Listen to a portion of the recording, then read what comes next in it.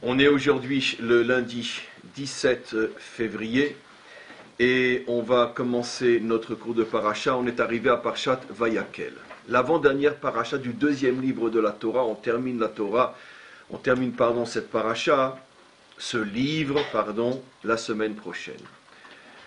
Quoi qu'il en soit, cette paracha est très très étonnante parce que pour ceux qui la liront, vous apercevrez que ça semble être une répétition pratiquement mot pour mot de tout ce qu'on sait déjà en ce qui concerne le tabernacle. Une paracha relativement longue qui ne fait que répéter ce que nous savons déjà. Nous savons déjà depuis de nombreuses parachiotes qu'il fallait construire un tabernacle, que dans le tabernacle il y avait tels ustensiles, on connaît les mesures, on connaît tout. Et voici apparemment une paracha qui reprend tout ce que nous savons déjà et qui le répète. Alors c'est bien sûr inconcevable et impossible lorsqu'on sait, et combien de fois on l'a déjà vu ensemble, combien des fois sur une anomalie de une lettre dans la Torah on peut construire des mondes entiers. Alors vous imaginez des centaines de mots qui sont répétés apparemment pour rien. Donc il y a forcément une intention. Et bien sûr on ne va pas traiter de tout ce qu'il y a comme intention derrière cette répétition d'une paracha entière, mais on va capter quelques messages qui sont très très importants. D'abord, le premier message est celui que nous explique Rashi. Rashi nous explique que dans cette paracha, et c'est un point important pour nous aujourd'hui, elle est répétée parce que dans cette paracha, d'une certaine manière, on parle du véritable commencement de la construction du tabernacle, bien qu'on ne répète pas grand-chose au niveau de ce que l'on savait déjà, mais disons cette paracha vient marquer le moment où le tabernacle a commencé à être construit, alors que dans toutes les autres parachiotes avant, on parlait de la future construction du tabernacle, et ici dans notre paracha, on parle du début, du commencement de sa construction. Et pourquoi c'était très important de consacrer une paracha qui plus ou moins répète exactement la même chose, mais pour marquer le moment du début de sa construction? Bon, ce qui compte, c'est à la rigueur, quand a-t-il été terminé? Et d'ailleurs, on a effectivement une paracha qui est consacrée à quand a-t-il été terminé. C'était le premier jour du mois de Nissan, qui s'appelle, donc dans la fameuse paracha, qui s'appelle Shmini. Voilà.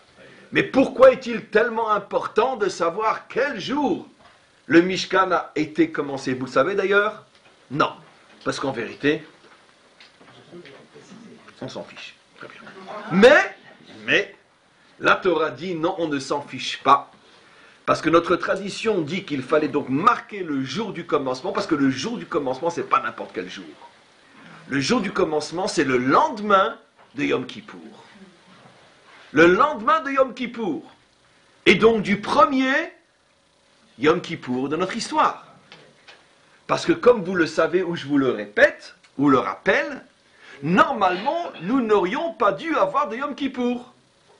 Yom Kippour est une fête, je plaisante bien sûr, accidentelle, en ce sens que s'il n'y avait pas eu d'accident, on n'aurait pas eu de Yom Kippour.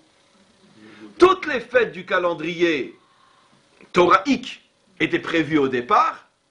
J'exagère bien sûr parce que tout était prévu au départ, mais on fait comme si une n'était pas prévue au départ, c'était Yom Kippour. Pourquoi? Parce que Yom Kippour est une fête qui a été fixée pour obtenir le pardon de la faute du veau d'or.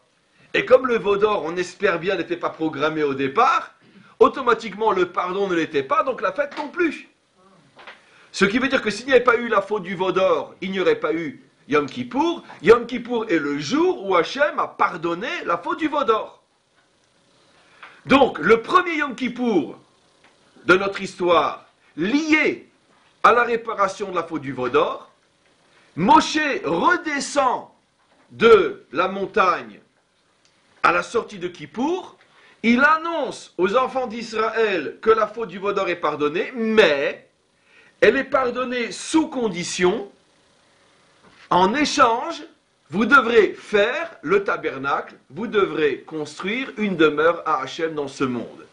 Je ne vais pas rentrer bien sûr dans les détails extrêmement profonds et complexes de cet en échange, mais très superficiellement, c'est mida keneged mida, mesure pour mesure. Vous avez voulu me chasser de ce monde, et bien maintenant, je vais, grâce à vous, m'y installer. Et donc, c'est une sorte de réparation, de compensation à cette tentative d'évincer Hachem. Maintenant, je serai présent parmi vous. C'est la meilleure manière de réparer. Quand vous faites tout pour mettre votre belle-mère dehors, qu'est-ce que vous pouvez faire après pour lui montrer que vous l'aimez vraiment? Mémé, t'as une chambre chez nous? Très bien. Ça va pas être facile, mais c'est un petit peu ce qui s'est passé. Très bien. C'était une plaisanterie, bien sûr. Comme on est tous des beaux-pères et des belles-mères, que personne ne se sente visé. Quoi qu'il en soit, le jour où votre bru ou votre gendre vous dira « Mamie, mais vous avez vraiment votre place chez nous ?» Sachez que dans le fond du fond, il cherchait à vous mettre dehors. Quoi qu'il en soit, c'est un petit peu ce qui s'est passé avec Hachem. Vous avez voulu me mettre dehors, maintenant, Ve'asuli mishkan, ve'shachanti betochan. Vous me ferez une demeure pour que je réside parmi vous. Ça, c'est l'aspect technique. Donc, c'est la raison d'être de cette paracha. Cette paracha nous explique ce qui s'est passé au lendemain de Kippour. Ils ont commencé à construire le Mishkan pour, dans l'action, réparer la faute du veau d'or. J'ouvre une parenthèse extrêmement importante. Ici, on voit l'un des mécanismes les plus extraordinaires du judaïsme. Le pardon ne s'obtient pas dans la passivité, mais dans l'action.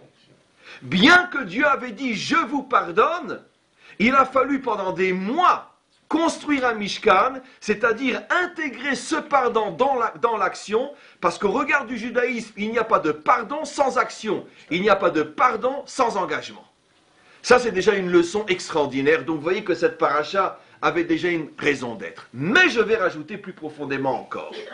Si nous comprenons que la construction du Mishkan est le processus, l'action, l'engagement réparateur du veau d'or, il va donc falloir trouver qu'est-ce qui dans le Mishkan véhicule le message de la réparation. Et ça va être bien sûr le but de notre cours. On va s'apercevoir que dans cette paracha qui semble n'être qu'une répétition, se glissent quelques messages énormes qui n'ont jamais encore été dits dans toutes les parachiotes précédentes qui nous parlent de l'élaboration du Mishkan. J'ouvre une deuxième parenthèse. J'ai souvent expliqué dans mes cours, et c'est l'occasion de le redire, que la Torah se présente d'une manière extrêmement vicieuse. Pourquoi? Je plaisante bien sûr. C'est-à-dire que là où tu ne l'attends pas, elle te glisse des trésors inimaginables. C'est vicieux. Pourquoi? Parce qu'on risque de passer à côté. La Torah a une manie pour nous cacher des secrets inimaginables, précisément dans les passages les plus barbants, les plus rébarbatifs, on ne sait pas trop ce qu'on veut nous apprendre. Et la nature humaine est que quand c'est pas trop intéressant, c'est très technique, allez on passe, et tu passes à côté. Il y a une raison très très très pédagogique pour laquelle la Torah glisse des messages importants dans le pas intéressant, c'est pour nous éduquer, pour que l'on sache que dans ce monde, ne néglige aucun détail, parce que tout est important. Et dans ce monde, des fois, dans ce qui te paraît le quotidien, banal, le tous les jours, peuvent se cacher des messages extraordinaires. C'est ce que nous disent nos maîtres dans les Maximes des Pères, dans les Pirkei Avot. Ne prends jamais ni personne ni rien de haut, car tu ne sais pas ce que se cache derrière une personne et derrière quelque chose. Des fois, celle qui te paraît la moins nécessaire à ta vie, personne ou chose, moment, événement, c'est précisément là que se cache la clé de tout ton avenir. Comment? C'est le secret des mitzvot, bien sûr. De chaque détail de l'existence prend une importance inimaginable. Comme je dis toujours, quel est à votre avis, mais vous ne trouverez pas, parce que c'est impossible de trouver, sauf pour ceux qui se rappellent d'un cours que j'ai déjà donné. Quel est à votre avis, parce que j'ai aujourd'hui, c'est la fatigue, donc croyez-moi. Qu'est-ce qui à votre avis, dans la Torah, quand ça commence à ne plus aller, ça ne marche plus. Ça part dans tous les sens. Allez, Chaim, reprends-toi, c'est ton métier, tu dois parler. Même si tu es épuisé, crevé, que tu n'en peux plus, il n'y a que Hachem qui sait à quel point tu es fatigué, reprends-toi. Je reprends. Donc, quelle est la mitzvah, à votre avis, qui reflète plus que toute autre mitzvah l'identité de la Torah d'Israël? Vous ne trouverez pas, mais je vous le dis tout de suite. C'est la manière dont un juif met ses chaussures. Oui, tu mets d'abord le pied droit, après tu mets le pied gauche, tu attaches le pied gauche et tu attaches le pied droit. Si vous saviez les secrets inimaginables qu'il y a dans une paire de chaussures, et pourquoi, je vous expliquerai bien sûr pas, peut-être un jour on consacrera un cours sur tous les secrets de la manière de mettre les chaussures. Mais très schématiquement, on comprend, les chaussures c'est ce qui me permet de commencer ma journée, c'est ce qui me permet d'aller, c'est ce qui me permet d'exister, c'est ce qui me permet d'être, de faire et de transformer. Car sans chaussures, on reste au lit. Donc les chaussures, c'est l'instrument de l'existence. Vous imaginez le nombre de secrets que le maître du monde veut nous faire passer dans la manière d'attacher des chaussures. C'est tout ton rapport au monde, tout le projet que tu as à construire qui se cache derrière la manière de mettre une paire de chaussures. Mais où a-t-on vu un peuple à ce point fou pour aller mettre des secrets dans une paire de chaussures? Comprenez?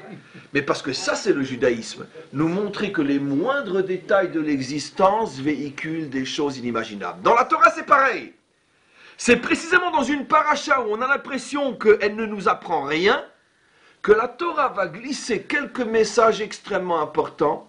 Et je commence maintenant mon cours. Premier message, je ne vais pas dans l'ordre chronologique de la paracha, mais dans l'ordre chronologique de la pensée, comment je construis mon cours. Vers la fin de la paracha, on a un message extraordinaire. On nous parle du fameux kior. C'est quoi le kior? On nous reparle, parce qu'on a déjà parlé plusieurs fois du kior. On nous reparle du fameux kior. C'est quoi le kior? C'est un ustensile en cuivre qui était placé dans la cour du temple, dans lequel se trouvait de l'eau. Et les Kohanim avaient l'obligation, c'est une obligation très grave, comme vous allez le voir, tous les matins, lorsqu'un Kohen commençait sa journée au temple, lorsqu'il commençait à servir au temple, de la même manière que nous, quand nous nous levons le matin, quelle est la première chose qu'un juif qui connaît la loi fait dès qu'il se lève le matin? Le premier acte de mitzvah, c'est de se laver les mains.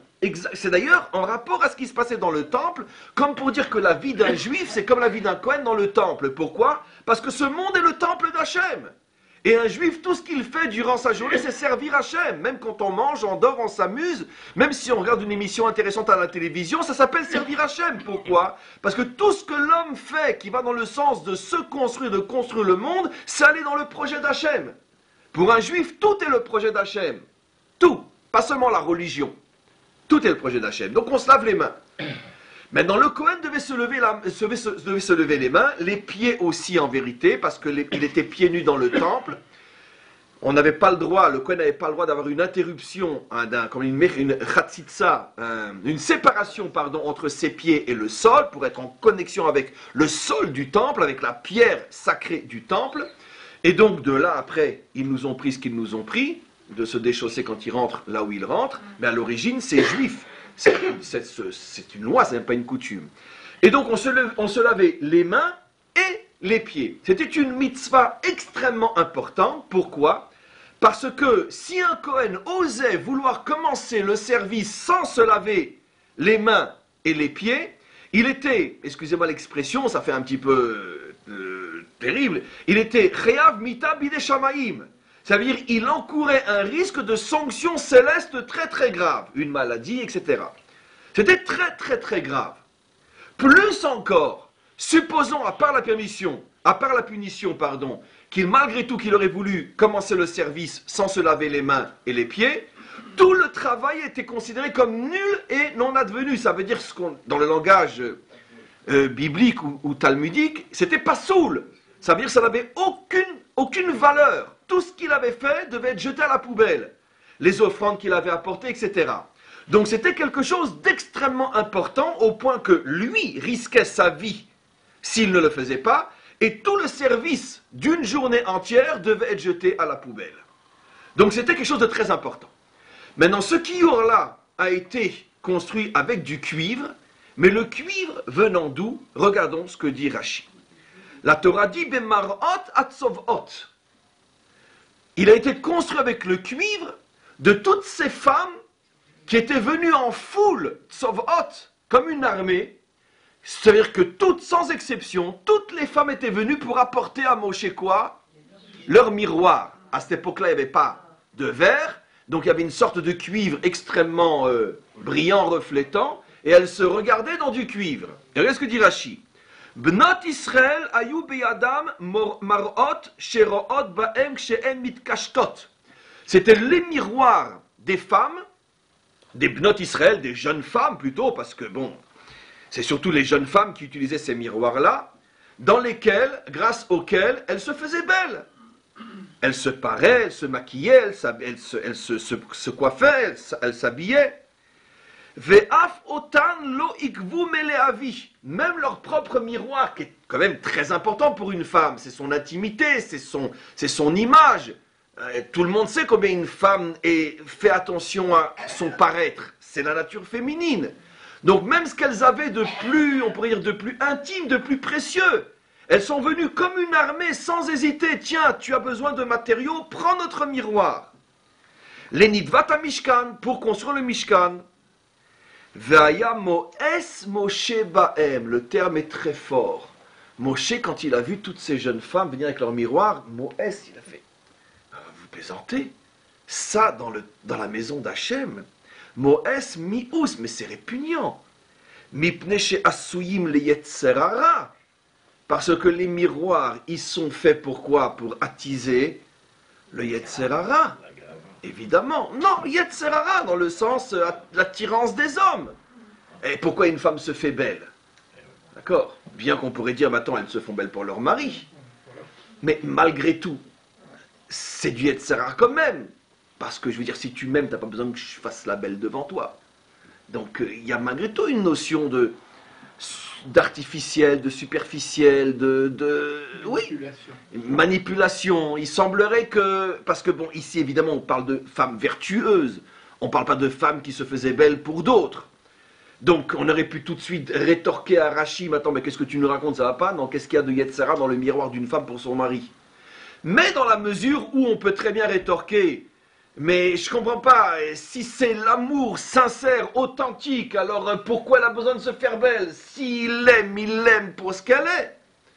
Qu'anirait que non, qu'un être humain reste un être humain, un homme reste un homme, et même sa femme, il a besoin de la voir belle. Et donc ça n'a rien à voir avec l'amour en tant que tel.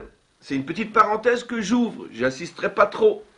C'est très important qu'une femme se rappelle toujours que malgré le fait que son mari l'aime, elle doit se faire belle.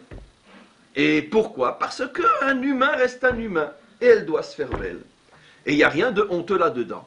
Mais, Moshe, lui, qui était en train de construire la maison d'Hachem, avec le bon Dieu, excusez-moi, mais on a d'autres chats à fouetter, que je me fais belle, tu me plais, je t'aime, t'es la femme de ma vie, et on est dans la maison d'Hachem, soyons sérieux.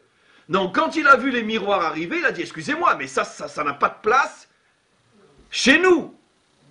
Waouh, qu'est-ce qu'il a pas dit, le pauvre. Il a dit, ça c'est pour Yetzerara. Prenez les mouchoirs. Regardez la beauté du judaïsme. Amarlo Akadosh Baruch. Hachem lui a dit, Moshe, viens ici, toi. Descends la culotte, tu vas prendre la fessée. Il lui a dit, qui belle, t'as intérêt à les accepter tout de suite, ces miroirs. Qui elu chavivim alay min akol. Cette offrande, je la préfère plus que toutes les autres. Plus que l'arche dans laquelle on met ma Torah. Plus que la table qui représente l'abondance que je donne à mon peuple et au monde. Plus que la menorah qui envoie la lumière dans le monde entier. Plus que tout. Plus que le misber Hazarav, plus que le petit autel en or sur lequel on faisait l'encens. Offrande au sujet de laquelle nos maîtres disent qu'un Kohen ne pouvait la faire qu'une seule fois dans sa vie. Une seule fois dans sa vie, et encore s'il était méritant. Parce que c'est une offrande tellement importante aux yeux d'Hachem, bien qu'on y comprenne un peu importe, mais ce qui compte c'est ce que je dis maintenant, même s'il n'y a pas toutes les explications. Une offrande tellement importante aux yeux d'Hachem qu'un Kohen ne pouvait avoir le mérite que de la faire qu'une fois dans sa vie. Tellement de choses sacrées au temple, le Saint des Saints. Et Hachem dit le miroir dans lequel les femmes se voient pour se faire belles, pour attirer un petit peu l'envie de leur mari, cette offrande-là est à mes yeux plus chère encore que toutes les autres. Oh, comment soit possible? Ki elu chavivim alay min akol. Rien n'est plus cher à mes yeux que ça. Ça me fait toujours penser, je vais ouvrir une parenthèse, je vais mettre là, pas les 2 pieds dans le plat, les 4, d'accord, les 10, d'accord. C'est comme souvent on entend. Je ne tranche pas la polémique, mais je vais simplement dire ce qui est honteux pour un juif de dire. Et maintenant j'explique. Je ne rentre pas dans la polémique au sujet de la halakha, mais ce que je vais détruire maintenant, c'est des arguments, soi-disant juifs. Vous allez tout de suite comprendre. Souvent on dit, vous savez, une femme religieuse chez nous se couvre la tête. Certaines mettent une perruque. Des fois, les perruques sont encore plus belles que les cheveux naturels. Alors vous avez l'argument qui est tout sauf juif, et malheureusement dans la bouche de combien de juifs et de rabbins, mais c'est pas normal, si c'est ça se couvrir la tête, ben elle est encore plus belle que ça. Mais espèce de taré mental, qui te dit qu'une femme, elle doit s'en mouchir? Une femme juive, elle doit être belle. Qui te dit que c'est un problème de beauté ici? Ça n'a rien à voir avec un problème de beauté. On ne cherche pas à enlaidir la femme juive, qu'elle soit belle au contraire. C'est pas un problème de beauté. C'est pas juif de dire ah, elle est trop belle. Ça, c'est les rabbins du Moyen-Âge qui parlent comme ça. Ils peuvent pas être de chez nous, des gens qui parlent comme ça. Maintenant qu'il y a un problème halachique, si on couvre comme ça ou comme ça, c'est un problème halachique respectable. Et Elou ve'elou divrei Elokim chaim, chacun selon sa tradition a raison. Mais d'argumenter que elle est plus belle comme ça que ça, c'est pas un juif qui peut parler comme ça, c'est honteux. Mais depuis quand la femme doit s'en les dire? La femme doit être belle. Eh bien, c'est en termes modernes ce que je dis, exactement ce que Moshe ne savait pas. Et ce que Hachem lui a répondu, il dit, mais qu'est-ce que ça veut dire ça? En quoi il y a du mal qu'une femme se fasse belle devant un miroir? Et alors, ça te gêne en quoi? Et toi, tu vas dire que ça n'a pas de place dans ma sainteté à moi? Mais à mes yeux, il n'y a aucune incompatibilité entre la beauté d'une femme et ma maison. Pas du tout. Et regardez maintenant comment Hachem continue. Il lui dit à Moshe, je vais te dire quelque chose au sujet de ces miroirs. Tu sais quoi? Je vais rentrer dans les détails avec toi, Moshe. Je sais que tu es un homme très très pudique. Mais je vais t'expliquer ce qu'elles ont fait, mes filles à moi, avec ces miroirs. Et là, bon, je traduis directement. Tu sais, quand leur mari était épuisé sur les chantiers, qu'ils n'avaient même plus la force de se traîner jusqu'à la maison, et que donc automatiquement l'avenir d'Israël était en danger. Et c'est ce que les Égyptiens voulaient, qu'il n'y ait plus d'enfants.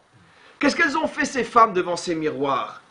Elles se sont fait belles comme au jour de leur mariage. Et un beau rouge à lèvres, et du bleu dans les yeux. Et elles s'habillaient d'une manière, c'est Rachid qui dit, c'est pas moi, à exciter leur mari. Et elles les rejoignaient dans les champs et elles leur disaient, hey, dis-moi, c'est qui le plus beau de nous deux? Ah ouais, vous vous rendez compte que c'est Rachid, c'est pas de moi. Hein.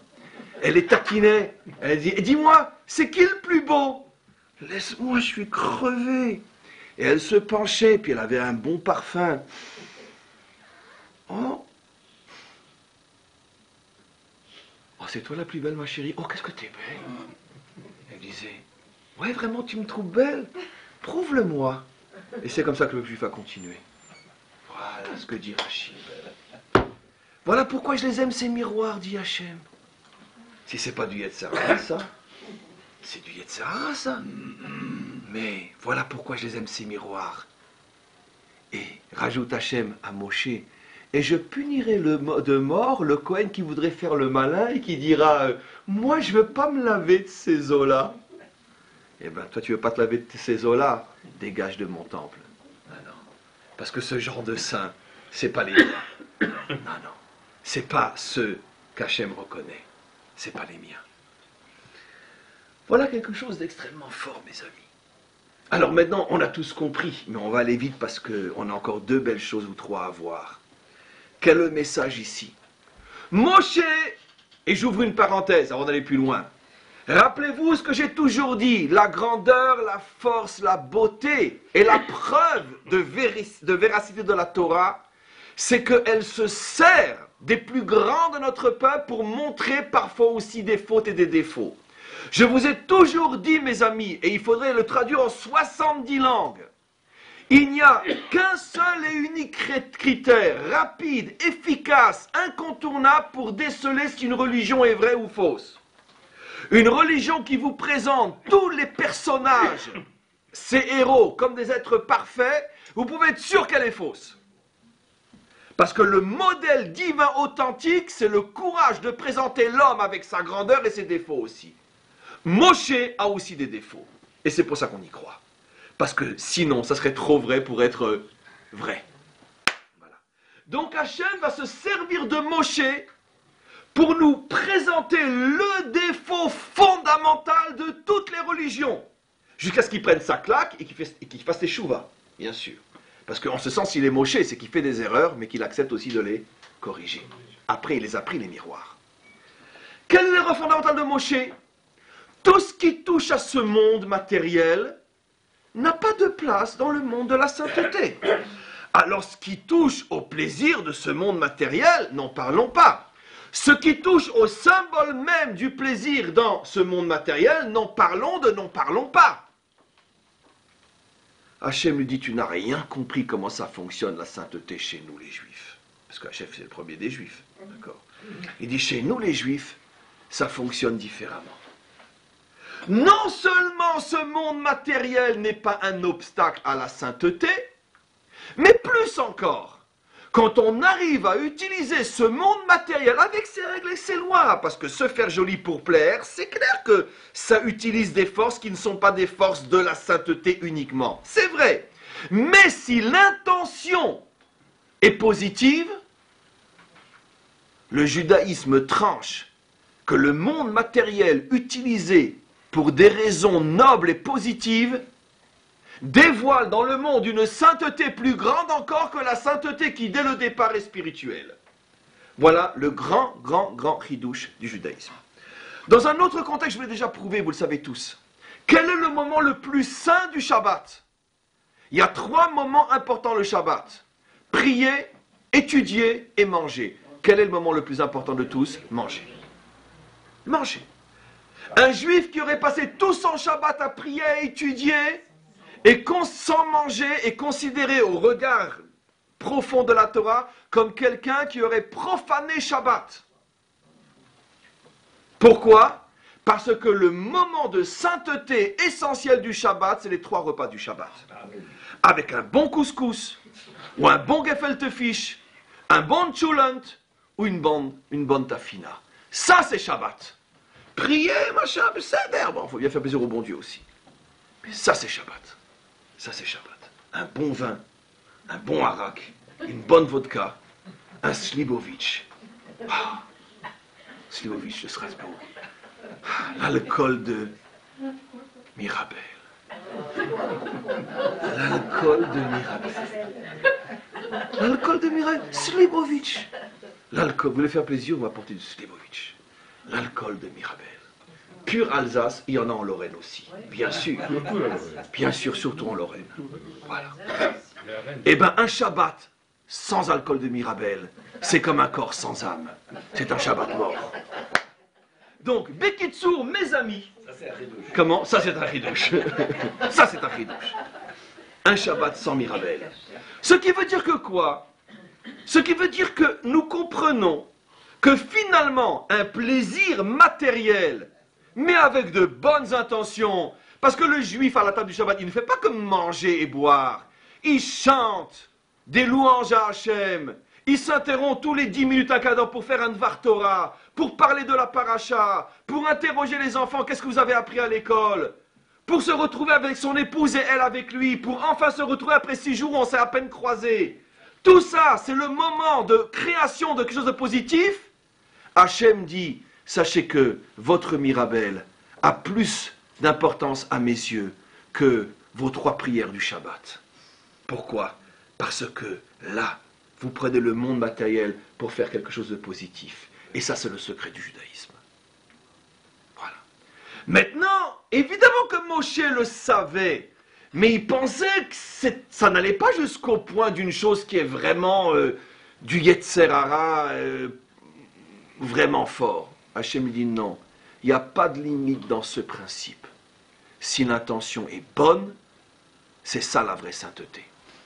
Et donc finalement Moshe prend conscience que pour construire une demeure à Hachem, il ne faut pas seulement apporter des matériaux de sainteté dans le sens universel du terme, mais il faut surtout apporter des matériaux de sainteté dans le sens juif du terme, une matérialité transformée en bien.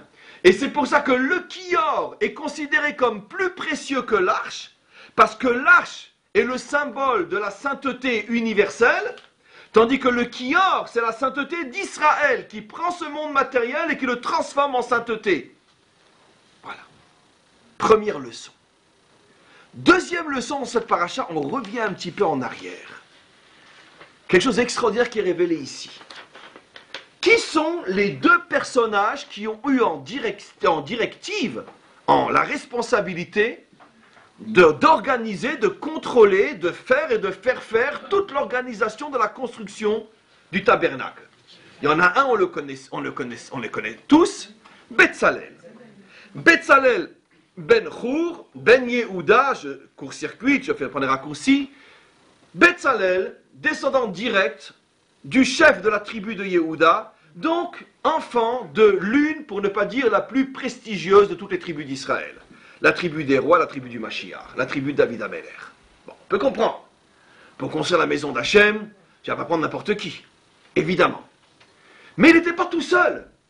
Et on lui a associé le fameux Oholiav. Oholiav était de la tribu de Dan. La tribu de Dan, lisons Rashi. Mishevet Dan, il est de la tribu de Dan. Mina Yerudim Shebashvatim, la plus médiocre de toutes les tribus. Oui, d'après notre tradition, c'est les seuls qui n'étaient pas au niveau d'être acceptés à l'intérieur du Hanan, de la fameuse nuée qui nous protégeait dans le désert. Et c'est eux que Amalek a pu attaquer lorsque il est venu attaquer Israël. Ils étaient tous dans le Hanan. Comment qu'il a pu attaquer Israël? Et d'où on sait qu'il a attaqué ceux qui étaient à l'extérieur? Parce que quand Moshe s'adresse à Yoshua, il lui dit « Tsé, sors et bats-toi contre Amalek. » Pourquoi sors? Sors d'où? Va, l'air. Pourquoi tsé? Il n'y a que quand on connaît la langue qu'on comprend ici l'anomalie. Tsé veut dire sortir d'un endroit dans lequel tu te trouves. Or, ils étaient dans le désert. Amalek attaque. Normalement, on aurait dû dire l'air, va. Pourquoi tsé? Dit Rachid, tsé me Hanan. Sors du Hanan pour aller sauver tes frères qui sont à l'extérieur. Ceux qui sont appelés les Necheshalim, les traîneurs, les traînards. Et Necheshalim vient du mot Nachash, ceux qui se comportent comme un serpent. Pourquoi? Parce que dans toute l'histoire, c'est toujours cette tribu qui va nous faire de grands problèmes. Les premiers qui vont se précipiter de réinstaller l'idolâtrie dans le peuple juif à l'époque des 12 tribus d'Israël, c'est la tribu de Dan. Ils ont mis un veau d'or à Dan, comme c'est marqué.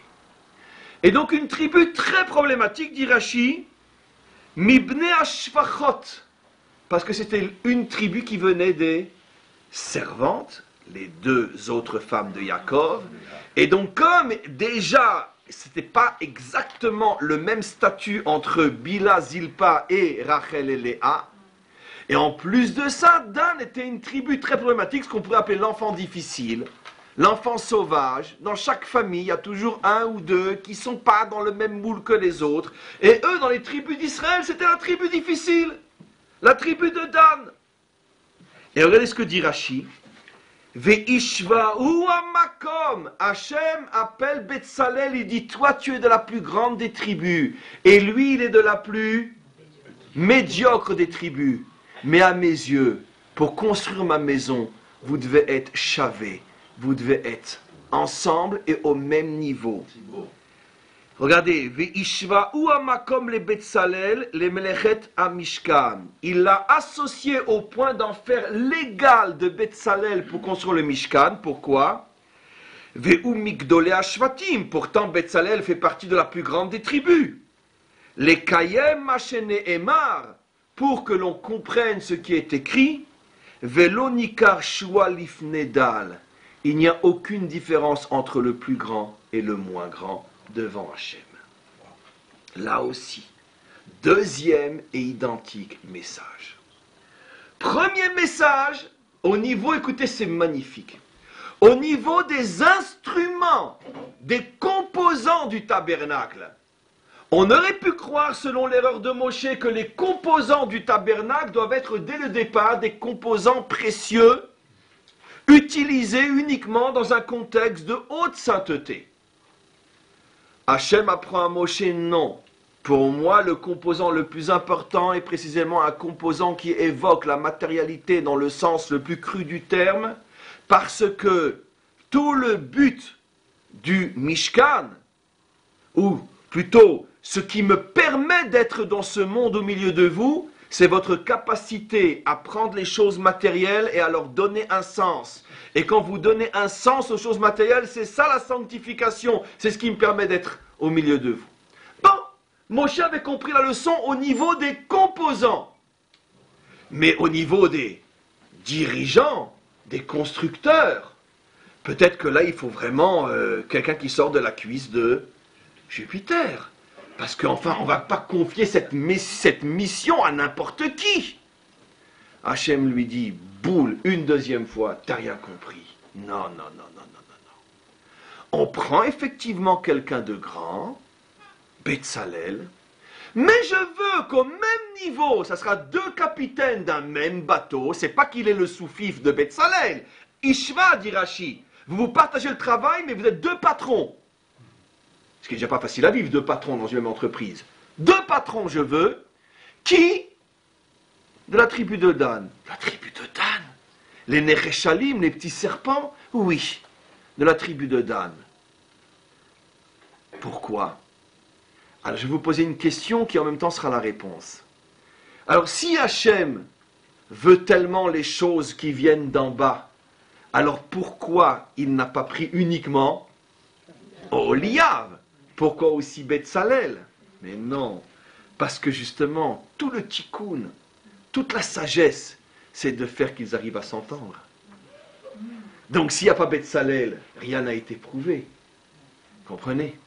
Parce que justement, quelle va être la difficulté que chacun va avoir dans ce fameux couple impossible?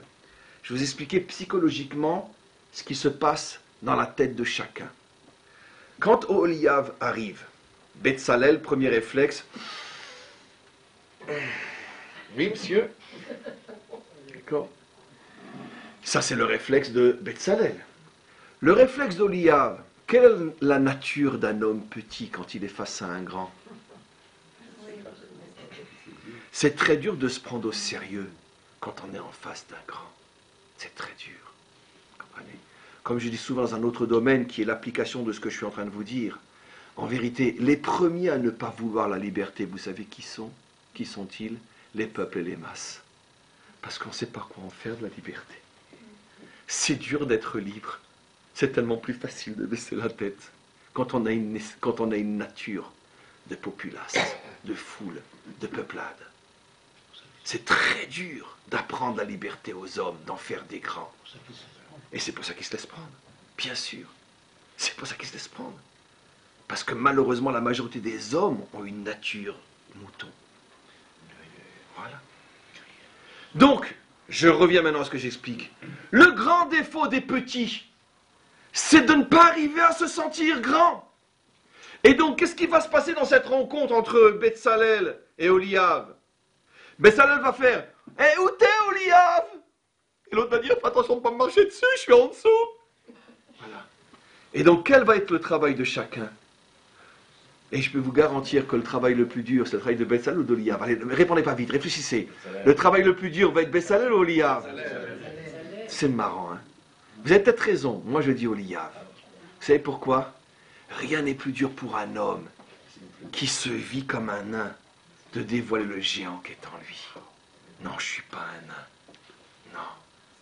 Pour un Oliav, arriver à regarder Betsalel droit dans les yeux, dire ouais, qu'est-ce que tu veux? Vous imaginez le paysan, la plèbe, qui regarde le roi dans les yeux, lui dit ouais, qu'est-ce que tu veux? C'est très dur. Donc Oliav va devoir faire un travail de comprendre qu'en vérité, dans son essence, dans l'essence d'un homme, il n'y a pas plus grand et pas plus petit. On est tous les enfants d'un même Dieu. C'est ce que dit Rashi. Et donc, Oliav dit à Betsalel, tu ne me regardes pas de haut, toi. Parce que, puisque justement on construit la maison d'Hachem, face à Hachem, tu crois que tu es plus grand que moi? Nos maîtres nous disent, et je vous l'ai déjà dit des milliers de fois, c'était quoi le secret de l'humilité de Moshe? Comment l'homme le plus grand de toutes les générations peut être humble? Il ne faut quand même pas qu'on nous raconte des histoires. Il sait qu'il est le plus intelligent, le plus fort, le plus beau, le plus tout. Donc qu'est-ce qu'il est humble? Mais c'est très simple à comprendre. Mais c'est très simple. Une fois qu'on l'a dit, on dit, bah, évidemment. Quand tu mesures 2,20 m et que tu vis au milieu de gens qui font 1,60 m, 1,70 m, c'est très difficile de te sentir petit. Mais quand tu mesures 2,20 m, au milieu d'une foule de 1,70 m, mais qu'ensemble, on vous met en face de quelqu'un qui mesure 3 mètres ou 4 mètres, comment tu te sens avec tes 2,20 m? Tu te sens tout petit. Donc ça dépend, est-ce que tu regardes comme ça ou tu regardes comme ça? Moshe était constamment en face d'Hachem. Et donc il ne regardait jamais en direction du peuple. Il regardait en direction d'Hachem. Et en direction d'Hachem, il était insignifiant. Donc ce n'était pas difficile de se sentir humble, même s'il était un peu plus grand qu'eux. Parce que si je mesure 2 mètres et toi 50 cm, mais tous les deux en face de l'Everest, on disparaît. Et donc c'est ça ce que Oliav devait comprendre. Face à Hachem, tu n'es pas plus grand que moi. Et si Hachem m'a choisi, c'est que dans mon essence, moi aussi je suis grand. Et le travail inverse, bien sûr, pour Betsalel. Mais qu'est-ce qu'on nous apprend une fois de plus?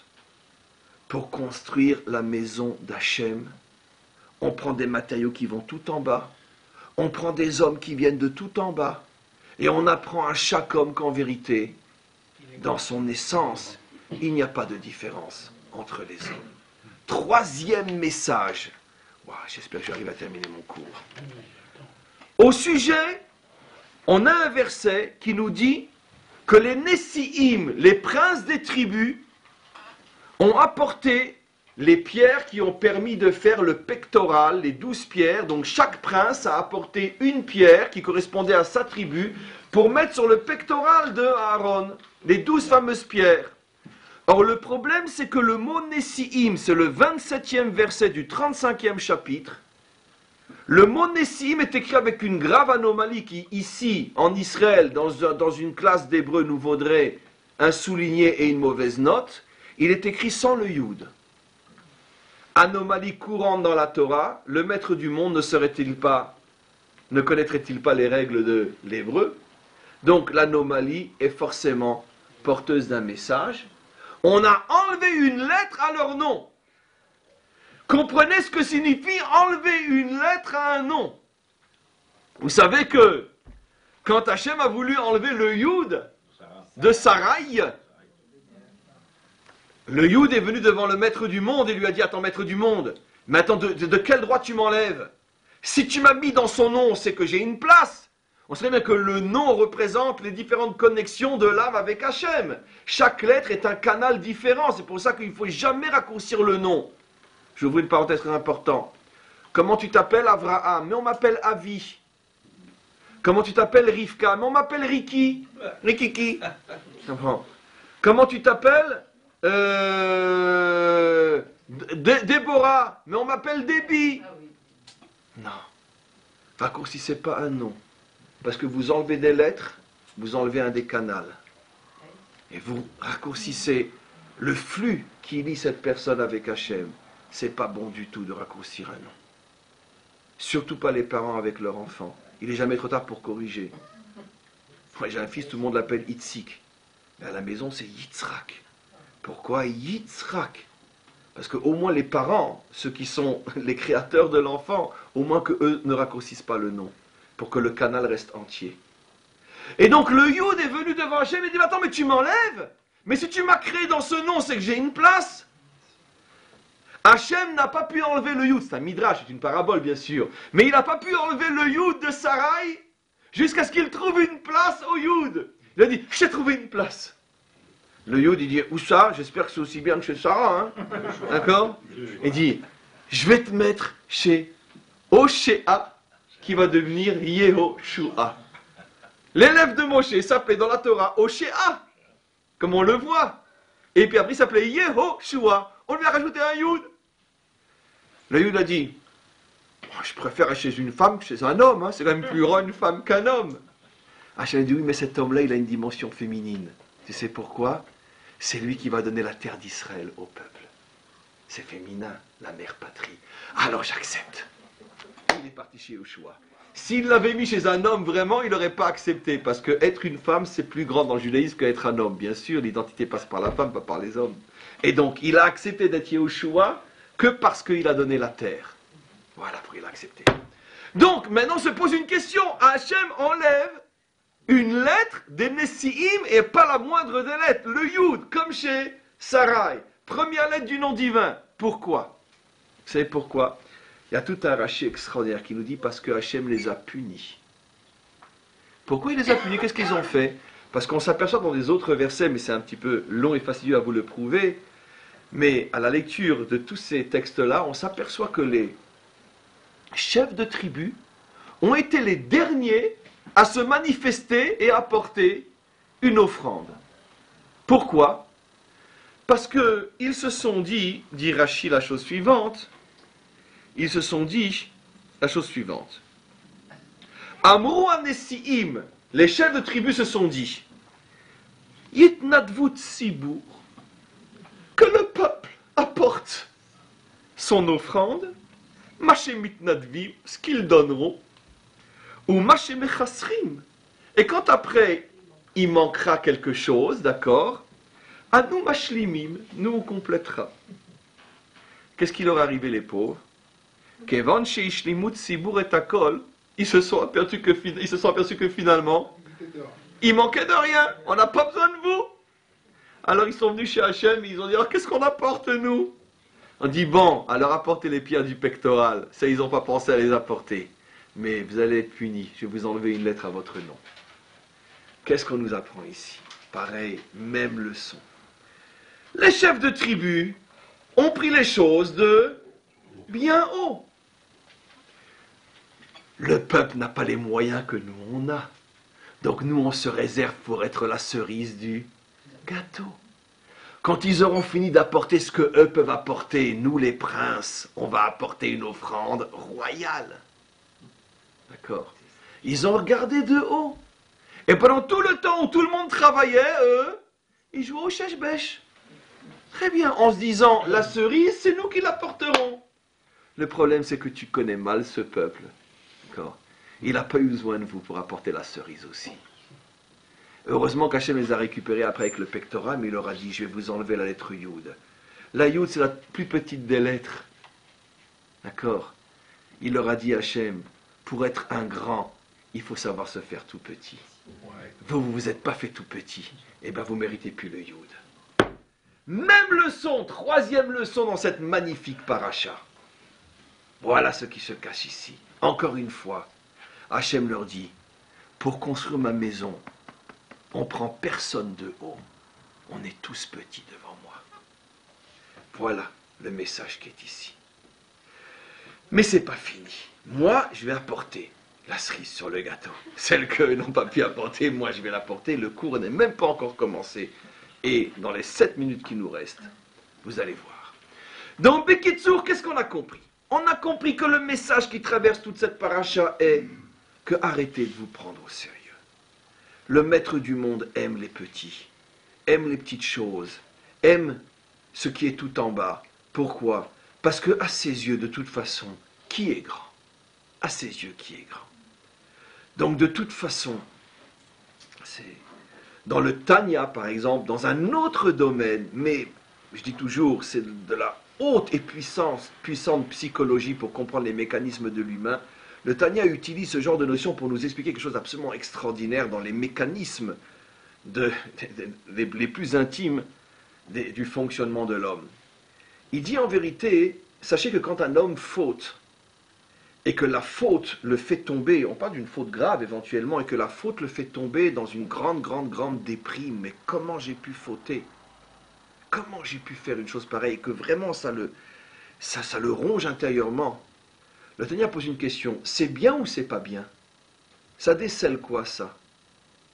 Eh bien, il explique la chose suivante. Si la faute te fait tomber dans une déprime énorme, au point que tu es dégoûté de toi, eh bien c'est la preuve que tu es un sale petit orgueilleux. Tu sais pourquoi? Qu'est-ce que tu t'imagines toi que tu n'allais pas fauter? Pour qui tu te prends? Il révèle quelque chose d'absolument incroyable. C'est révolutionnaire. Vous ne vous rendez pas compte ce qu'il est en train de nous dire. C'est à couper le souffle, c'est époustouflant. En une phrase, il a détruit toute la théorie de la culpabilité qui nous ronge de l'intérieur, qui nous prive de toutes les forces dont on a besoin pour se reprendre en main quand on est tout en bas. Et j'ai fait, mais comment j'ai pu... J'ai honte de moi. Le Baal HaTanya dit, tu sais, tout ça, ça n'a qu'une seule matrice. Sale petit orgueilleux puant. Mais pour qui tu te prends? Pour être tellement abattu d'avoir fauté. Mais pour qui tu te prends? Tu crois que tu es un saint qui ne doit pas fauter, mais tu n'es que de la chair et du sang. Donc si tu fautes, c'est grave, mais que ça ne te monte pas non plus à la tête.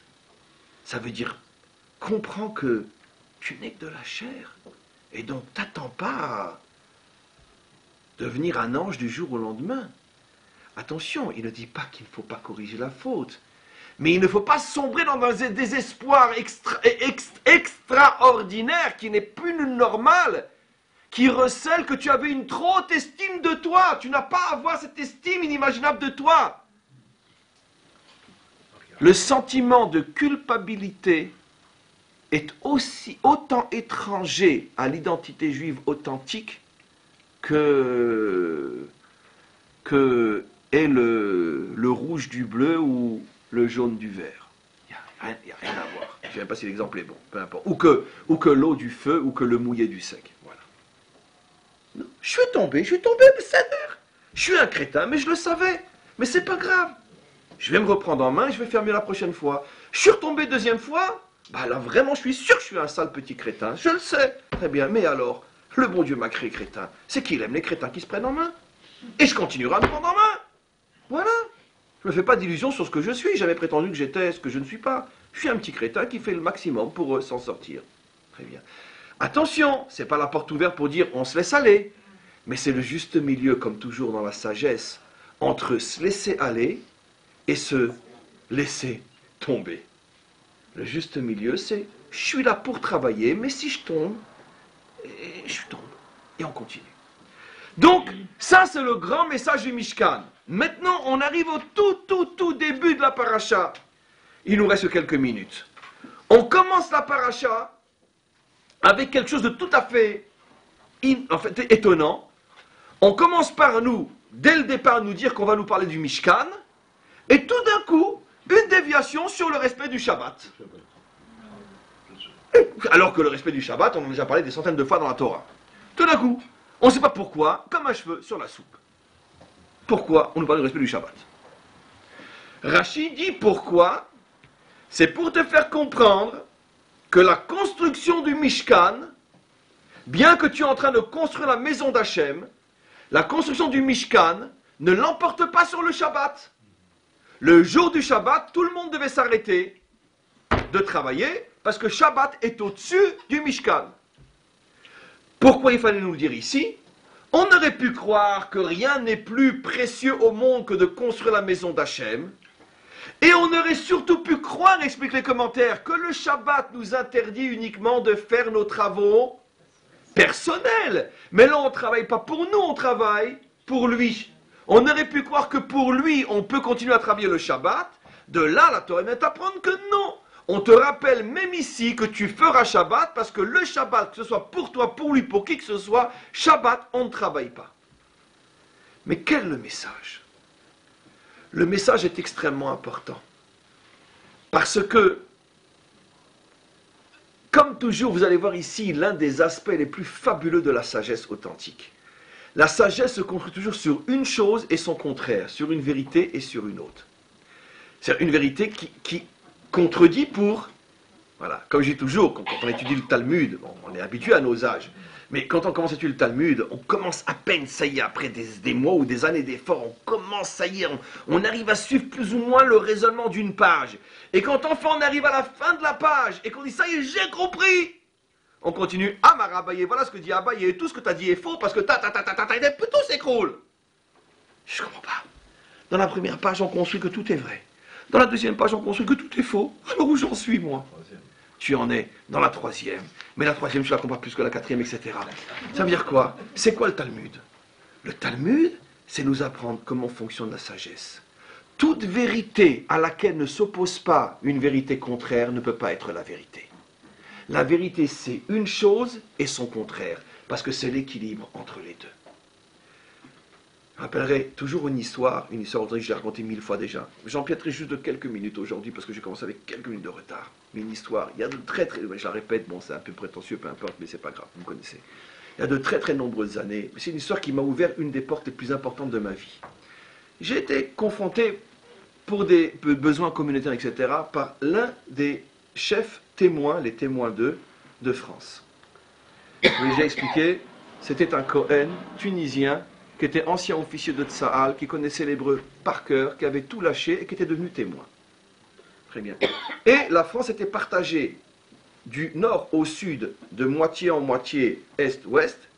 Lui, il avait la moitié de la France sous ses ordres, c'est lui qui gérait tous les témoins d'eux en France.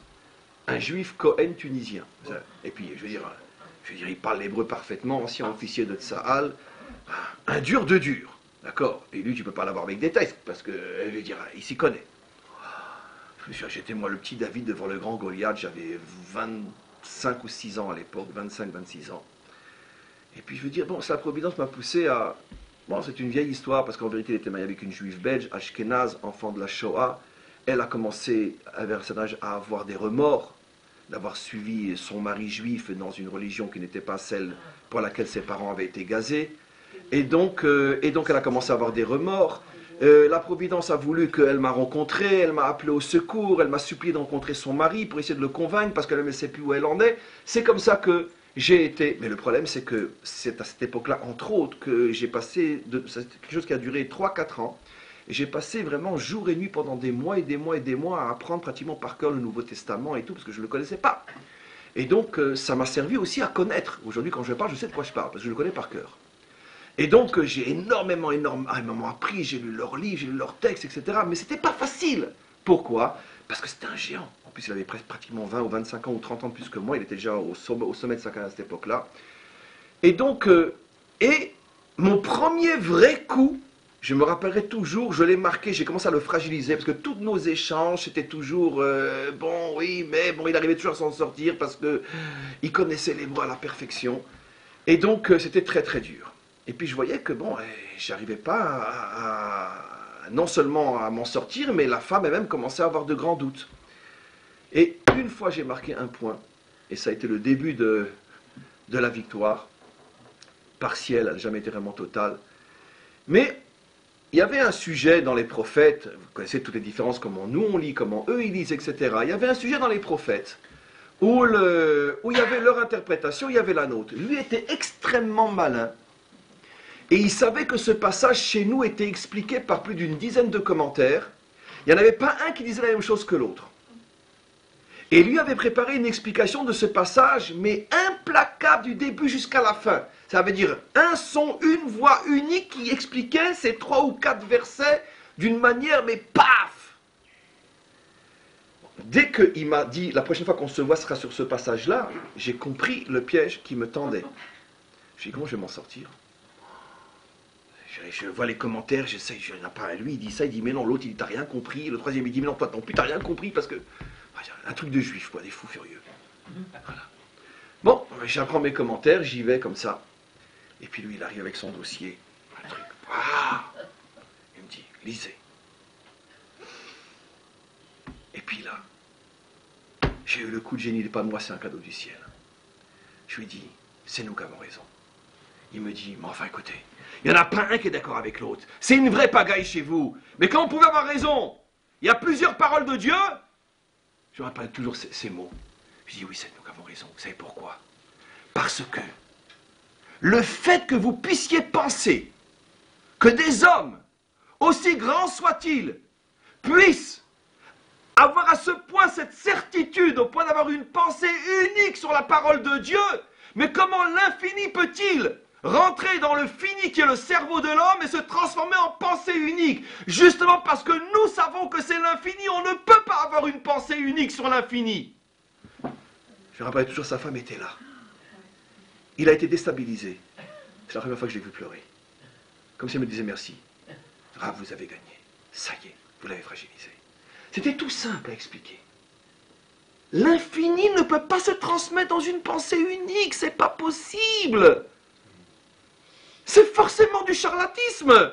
Comment un homme qui peut avoir des diarrhées, des coliques, qui peut rôter et péter, excusez-moi, comment peut-il imaginer enfermer dans son seul cerveau l'infini de Dieu? Il a compris que ça y est. Une pensée qui se veut unique, elle est forcément mensongère. Dieu ne peut pas s'enfermer dans un cerveau humain. C'est impossible. Il est trop infini. Donc justement, ces désaccords dans nos commentaires, je dis, tu dis, il dit, nous dirons, ça prouve qu'on essaye tous de percevoir un morceau de l'infini. C'est la preuve de l'authenticité. C'est pour ça que le Talmud est la sagesse des sagesses. Parce que justement, on ne se met jamais d'accord. Et on est encore plus perdu à la fin de l'étude qu'au début. Parce que c'est ça Dieu. Quelqu'un peut comprendre Dieu? On ne va pas le comprendre. Donc sa sagesse non plus, on ne va pas la comprendre. Et donc maintenant, je conclus. Pourquoi l'importance du Shabbat? Parce que après avoir expliqué combien Dieu aimait chaque chose de ce monde et combien il aimait les petits et les insignifiants, etc. Il y a un risque énorme. Mais bon, là, on est vraiment esquinté par le temps parce que ça aurait dû être vraiment 10 minutes, un quart d'heure, minute au moins. Mais je résume et puis bon, chacun, avec ces quelques clés que je donne, continuera sa propre étude. Le risque est que quand, malgré tout, tu donnes de l'importance à quelqu'un, ça risque aussi de lui monter à la tête. Ça veut dire qu'il y a un problème de comment gérer l'importance que Dieu me donne.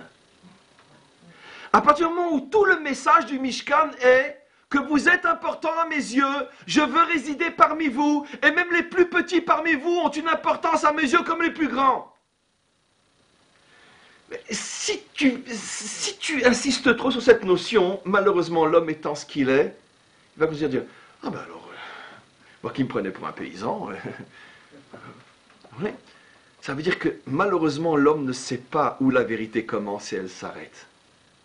Alors tout au début de la paracha, Hachem nous dit, Shabbat. C'est quoi Shabbat? C'est que finalement, il n'y a plus que moi qui compte. C'est quoi Shabbat dans le sens du sens? Jusqu'à aujourd'hui, ni nous les juifs, ne parlons même pas des non-juifs, mais même nous les juifs, est-ce qu'on arrive à comprendre qu'il pleut dehors et qu'on ne peut pas ouvrir un parapluie? Mais mince alors, on va arriver trempé à la choule. Je suis enrhumé, je ne peux pas prendre un mouchoir dans la poche, mais en quoi c'est un travail? Au contraire, c'est un travail de me moucher avec mes manches. Mais avec un mouchoir, c'est pas un travail. Je cherche un livre dans la pièce et il n'y a pas de lumière. Mince, c'est un travail d'allumer sur l'interrupteur. Mais qu'est-ce que c'est ce Shabbat? Mais t'as rien compris, c'est pas qu'on veut que tu travailles pas, on veut que tu t'annules. Je m'en fous que tu vois rien. Je m'en fous que t'es trempé. Je m'en fous que t'as un rhume. Tu n'existes pas. Shabbat, il n'y en a que pour moi. Un jour par semaine, tous nos petits besoins, nos petits trucs, nos petits... toutes nos drogues, tu les mets de côté, il n'y a plus qu'Hachem. Quand un homme arrive à comprendre une fois par semaine qu'il n'y a plus qu'Hachem et on s'en fout de ton rhume, d'accord? Alors à ce moment-là, on peut après lui faire du kavod, on peut après dire qu'il est grand, parce que c'est ça la balance. Si tu acceptes de t'annuler devant moi, dit le maître du monde, je ferai de toi un roi. Mais si tu n'acceptes pas de t'annuler devant moi, t'inquiète pas, les hommes feront de toi un esclave. Ça c'est très beau, si vous le recitez,